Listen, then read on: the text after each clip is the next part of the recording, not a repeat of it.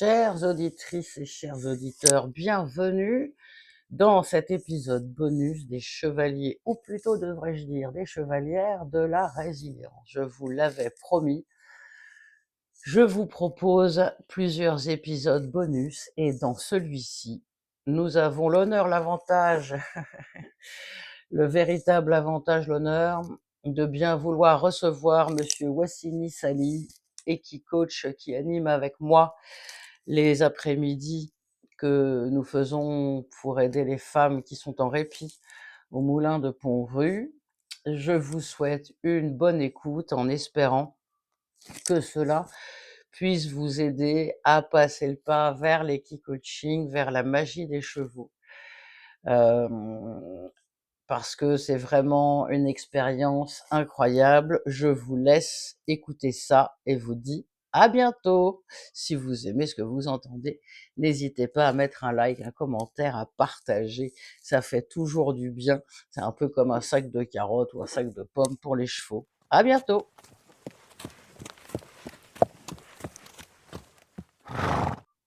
Bon alors Wassini, je suis vraiment très très contente de t'avoir pour cet épisode bonus. Merci d'être venu et de passer ce temps avec nous. Merci de m'avoir invité.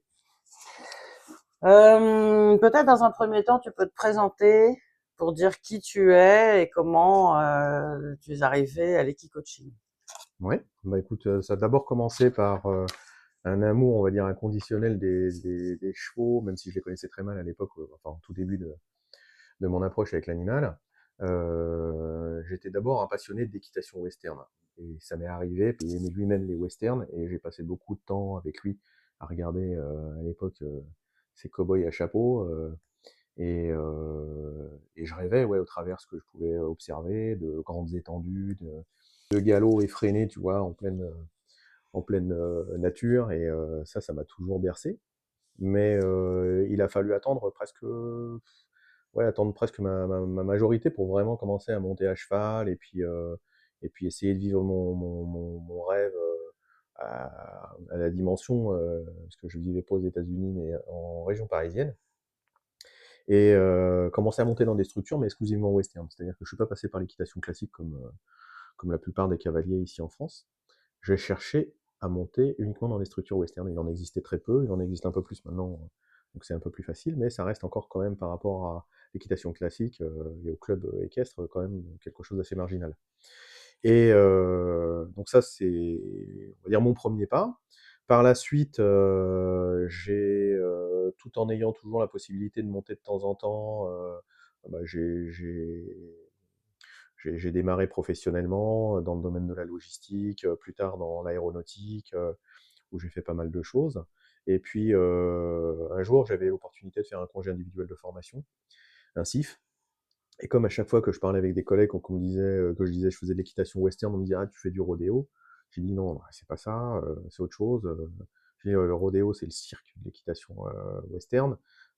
Et moi j'étais plus attiré à l'époque par tout ce qui était chuchoteur et avec l'homme qui murmurait à l'oreille des chevaux. C'était plutôt mon approche, et j'ai grandi en lisant effectivement des livres de Ray Hunt, Tom Dorrance, Buck Barnaman, et toutes ces personnes en fait qui ont créé un nouveau courant de pensée, qu'il était possible en fait d'apprivoiser un cheval sans violence. Tout est parti de là. Donc je fais mon congé individuel de formation, je deviens donc moniteur BPGEPS, mention équitation western, et ça c'était dans les années 2013-2014, enfin 2013. 2014, bah, je reçois de la demande, parce que mon idée première, c'était de revenir dans l'aéronautique, essayer de mettre un peu d'argent de côté pour démarrer une activité. Et en fait, ça s'est pas passé du tout comme ça. J'ai eu assez rapidement en fait des gens qui me demandaient de débourrer leurs chevaux, de leur donner des cours, et du coup, bah, très rapidement, en fait, j'ai monté le statut d'auto-entrepreneur pour pouvoir exercer. Et l'équicoaching est venu 2 ans après, quoi. Et elle est née d'une rencontre avec une personne, Eva Reffler, qui à l'époque avait un centre de formation À à Frémécourt. Frémécourt, voilà, et qui s'appelait Vision Pure. Et ça a été une rencontre un peu magique parce qu'en fait, à la base, Heu, on s'est rencontrés parce qu'elle voulait, débourrer ses chevaux. Parce qu'elle avait des chevaux exclusivement américains et elle voulait débourrer ses chevaux pour pouvoir monter. Donc moi, je suis allé comme ça et puis en discutant avec elle, elle me dit: «Bon, bah, écoute, on fait un deal, tu me débourres mes chevaux», il y en avait quand même 4. «Tu me débourres mes chevaux et en échange, je te permets de rentrer dans ma formation». Donc moi, j'avais aucune idée de ce qu'elle faisait en fait, à l'époque, et elle me dit: «Tu vas en apprendre davantage sur les chevaux». Je me suis dit: «Étant donné le nombre d'années qu'il faut pour apprendre, de choses nouvelles sur les chevaux, je vais peut-être gagner du temps en m'inscrivant à la formation». Donc j'ai dit: «OK, on fait le deal». Et voilà, j'ai mis le doigt dans l'engrenage du développement personnel facilité par le cheval. C'est comme ça que j'y suis arrivé. Donc ça, c'était en 2016. Super, merci. Je t'en prie. Alors aujourd'hui, on travaille ensemble, on anime, des après-midi, avec le moulin de Pont-Rue où les femmes viennent en répit pendant une semaine. Qu'est-ce qui te motive spécifiquement pour travailler avec ces femmes-là? Encore une fois, c'est qu'on voit encore le miracle du cheval. C'est-à-dire qu'elles viennent, une demi-journée, on les reçoit, il est 14 heures, elles repartent, il est 18 heures, 18 h 30. Et c'est cette transformation opérée en 4 heures qui me scotche tout le temps. C'est, de voir des femmes arriver, très en retrait, en manque de confiance, plutôt en repli sur elles-mêmes. Et au bout de 4 heures, de par les expériences qu'on leur fait vivre et de par les expériences qu'elles vivent au travers mmh, de l'expérience, avec l'animal, c'est de les voir, se transformer en si peu de temps, quoi. C'est l'impact finalement, heu, généré sur elles, la transformation, qui démarre. Et si je me dis qu'on a la possibilité effectivement en très peu de temps de leur donner les bases d'un changement ou les prémices d'un changement, je me dis: «Bah, c'est quelque chose de louable et ça te conforte dans le métier, dans ce que tu fais, dans le travail que tu fais avec l'animal». Et ça, c'est toujours un cadeau que de les observer, quoi. Alors justement, comment tu dirais, parce que nous, on leur propose des activités, avec et sans le cheval, et comment tu décrirais l'impact des chevaux chez ces femmes-là? Quand elles viennent et qu'elles repartent À transformées? mon avis, moi, bah, je pense que c'est quelque chose d'assez significatif pour elles. On voit certaines qui ont complètement peur de l'animal et on voit, au départ, presque refuser, l'interaction avec l'animal. Et au fait, quand on s'y prend bien c'est vrai que c'est notre force aussi, c'est de les mettre en sécurité, de leur donner envie de vivre l'expérience par elles-mêmes. Et quand elles lâchent prise finalement et qu'elles acceptent, on voit tout de suite la transformation, quoi. C'est impressionnant. C'est le cheval qui permet, c'est vrai qu'on peut le voir des fois, la simple présence d'un cheval et la main sur une encolure, peut déclencher des larmes et peut déclencher des processus qui sont très, très profonds en très, très peu de temps. Ouais, ce qui est d'autant plus difficile pour nous, parce que contrairement à une séance de développement, classique, où on connaît un peu l'historique, on situe un peu la personne parce qu'on a un échange, là, c'est pas le cas, quoi. On part d'une vraie page blanche. On n'a aucune information, hormis ce qu'elles veulent éventuellement nous dire, et c'est rare qu'on rentre, là-dedans, hein. D'ailleurs, de ce côté-là, je me fais un peu le parallèle avec, ce que j'avais, connu en milieu pénitentiaire, où il était, interdit de demander, aux personnes pourquoi elles étaient là. En fait, on n'avait pas le droit de poser la question, mais si les gens nous parlaient et nous disaient pour quelles raisons ils étaient là, on pouvait les écouter tout à fait. Mais oui, et d'ailleurs souvent c'est même après, nos demi-journées que j'apprends que, voilà, telle personne a été séquestrée par son mari. Et là tu comprends mieux effectivement pourquoi elle réagissait de telle ou telle manière à ce moment-là. Mais c'est lourd. Et à la limite, je trouve que c'est pas plus mal finalement, parce que ça pourrait nous impacter dans la manière de les appréhender. Alors bon, parfois on a besoin de savoir, pour certaines, quand c'est des choses assez dures, mais quand ça peut ne pas être dit, à la limite, elles permettent de rentrer dans le processus comme toutes les autres et c'est pas plus mal. Ouais. Hem, est-ce que tu as une anecdote particulière qui t'a marquée, où le cheval a joué un rôle, particulier dans nos après-midi avec le moulin? Bah, j'en ai plein, j'en ai plein, j'en ai plein, mais surtout, encore une fois, quand, dans l'exercice où, on leur demande de longer un cheval en liberté, heu, bien souvent, elles se rendent pas compte de ce qu'elles font ou ce qu'elles ont fait, ce qu'elles ont accompli, même si elles en sortent, souvent grandies et hem et hem et confiantes. En tout cas, un retour dans la confiance en elles. Elles se rendent pas compte que la moitié des cavaliers, qui pratiquent l'équitation savent pas faire ce qu'elles font en 3 minutes, quoi, Mmh mh. Mmh. après une démonstration. Donc Oui, c'est parce qu'il souvent faut là que je préciser que la longer un cheval, là, c'est ce qu'on appelle en équitation classique une liberté, quoi. C'est-à-dire qu'on est dans un oui, on longe avec un cheval qui est libre et qui est absolument pas attaché et qui, du coup, peut exprimer tout à fait. complètement, son humeur, son ressenti, de la Mmh, femme qui le longe mmh, ou son ressenti de moi, si c'est moi qui fais la démonstration et du coup, ça donne une dimension particulière à une longe qui se fait pas, mmh, avec un cheval qui est contraint par une ficelle, quoi, ouais hein. Mmh. et donc ça peut être ça, finalement, parce que je vois, ne serait-ce que, pour certaines qui ont pu vivre qui ont pu sentir pleinement la connexion et quand elles ont le cheval qui vient à eux, Un quand elles ont join-up. un join-up et qui se rendent compte que le cheval peut venir à eux, et puis là, il y a toutes les barrières qui Mmh. tombent et puis elles se lâchent et là, elles prennent la tête du cheval, elles l'embrassent, elles le caressent et ouais, c'est juste magique alors que, le matin, quelques heures avant, elles te disaient qu'elles avaient peur du cheval et qu'elles pensaient pas pouvoir l'approcher. Ouais, ouais, c'est encore la magie du cheval, mais ouais, c'est des anecdotes, il y en a plein des comme ça, ouais. Ça me fait penser, tu sais, à cette anecdote de cette femme qui, quand on fait le cercle de présentation au départ, tenait la main de Garance et pouvait absolument Bah, pas oui, parler oui, sans oui, oui. s'agripper à la main de Garance Bah, tellement là, elle avait c'était peur impressionnant et parce que c'était visible. C'est-à-dire elle était complètement, derrière sa carapace, en mode très timide et repliée sur elle-même pour pouvoir prendre la parole en public, il fallait qu'elle prenne effectivement, la main de Garance pour pouvoir, s'exprimer et en fin de journée, sur le retour, parlait complètement librement, dans son attitude et dans la manière de se présenter, était déjà beaucoup plus confiante, beaucoup plus, ouverte et qui s'exprime là, à ce moment-là, sans tenir la main de sans personne et tenir à la haute main de personne, puis de manière voix, fluide quoi, mmh.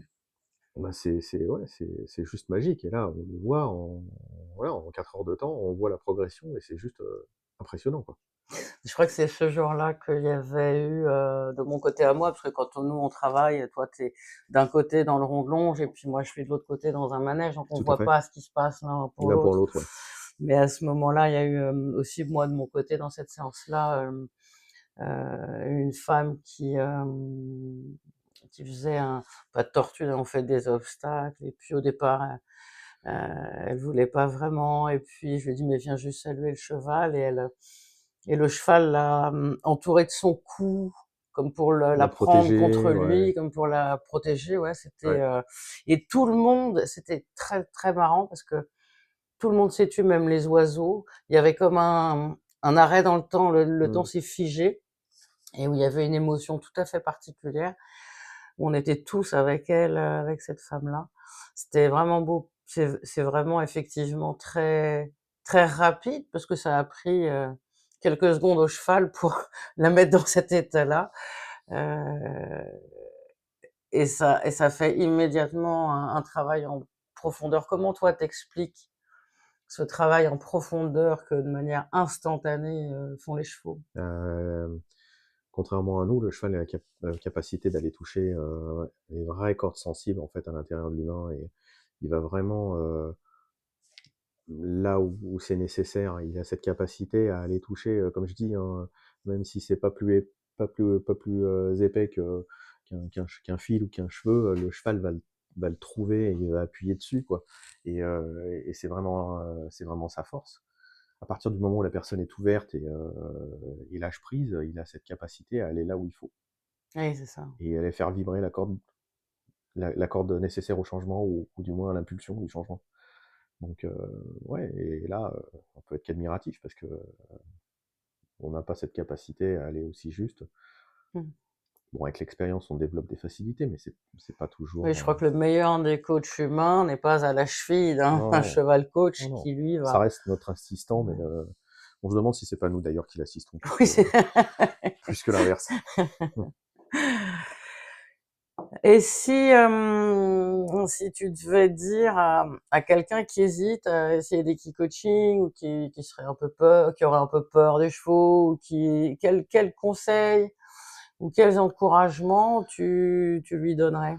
Bah, déjà, c'est de foncer, même s'il a peur des chevaux, on n'ira pas au-delà de ce que lui peut supporter.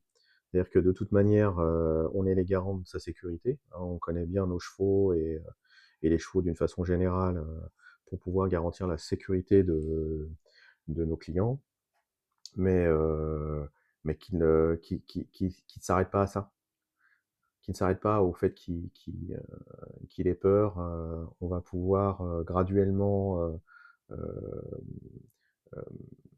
dompter sa peur en fait, et en fait très rapidement il va prendre confiance en lui parce qu'on va pouvoir l'accompagner et il va pouvoir, avoir une vraie interaction avec l'animal, que ce soit d'ailleurs seul ou même quand certains, savent le comment le formaliser et demander à ce qu'on les accompagne mais ils vont pouvoir vivre l'expérience donc on l'a bien vu, depuis le temps qu'on exerce, toi et moi, on a eu effectivement des personnes qui ont eu peur, qui ont pu y aller seules et qui ont fait des choses, bluffantes.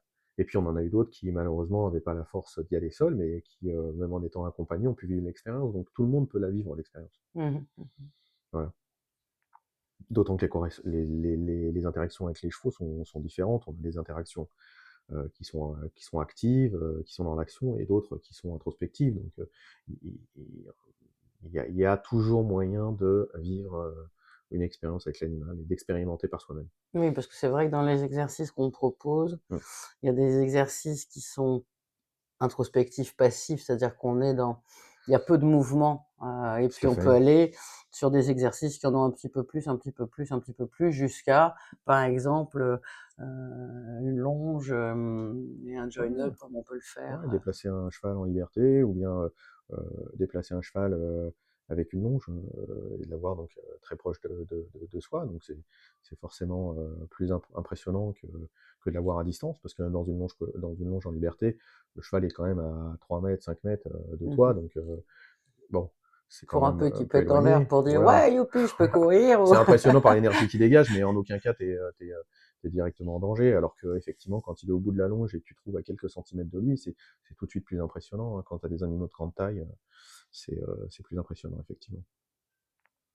Merci. Est-ce que tu veux conclure par un petit mot, soit sur, le travail qu'on fait ensemble, soit sur, les femmes, qui passent par le moulin, Bah, déjà, je suis très content, que tu m'aies choisi pour vivre, cette expérience et accompagner, le Moulin du Pont-Rue dans cette démarche.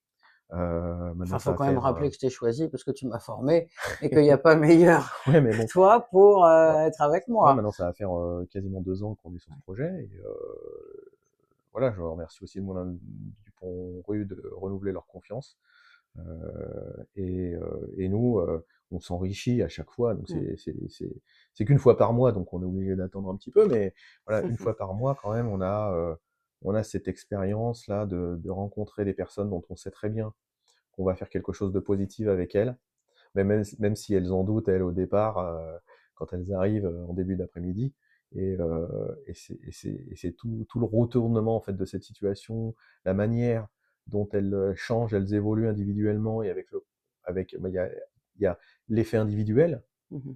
et l'effet collectif. Mmh. C'est-à-dire qu'elles s'observent, donc elles voient aussi, Chez parce les qu'elles ne se autres. connaissent pas très bien, mais elles ont quand même 2 jours de vie, ensemble, donc elles commencent à nouer des Des liens. relations et du coup, elle voit effectivement, la collègue qui change, qui sourit, voilà, qui dépasse ses peurs et du coup ça entraîne aussi les autres. Il y a un effet domino un peu Mmh. et du coup, bah, ensemble elles se construisent un peu au même moment, mais elles puisent leur force finalement, l'une dans Dans le l'autre. troupeau, Dans le hein? troupeau, c'est exactement ça et du coup, elles vivent l'expérience, elles repartent plus fortes et moi, c'est les sourires, c'est, en sortie Mmh. d'interaction, on voit tu vois, il y a un genre deuxième effet qui se coule là. On se Ouais. relâche encore une fois parce que: «Oh, ça y est, je l'ai fait quoi.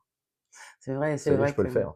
à chaque fois à chaque fois qu'on fait le cercle, de la fin de journée, Les enfin, pépites en fait, les qui pépites, ouais, ce qu'elles disent, moi ça je sais que ça me conforte complètement dans ma décision d'avoir changé de vie et d'être dans les chevaux et bah, écoute, merci Wassini ah mais d'avoir merci à toi. participé et Merci. puis, nous 2 on se retrouve pour la prochaine animation du moulin Avec un grand soleil, avec un grand soleil, on espère. merci.